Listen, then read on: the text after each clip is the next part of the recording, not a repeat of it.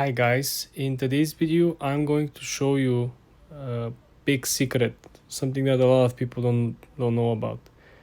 I'm going to show you how you can turn on the incognito mode inside the YouTube app. Okay, so first of all guys, you want to launch the YouTube app and you want to make sure that you have your account logged in.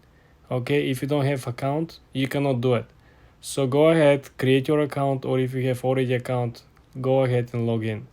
When you're at the feed of YouTube, you want to click on the lower right corner at your small profile picture. Then when you're at your profile, this is the most recent updates. You want to make sure you have the most recent update from the app. Do you see this? There is a small menu under your name of the channel and your picture. There is a small menu. It says switch account, Google account, and then it says turn on incognito mode. This is inside the app. This has nothing to do with incognito mode on Chrome or whatever.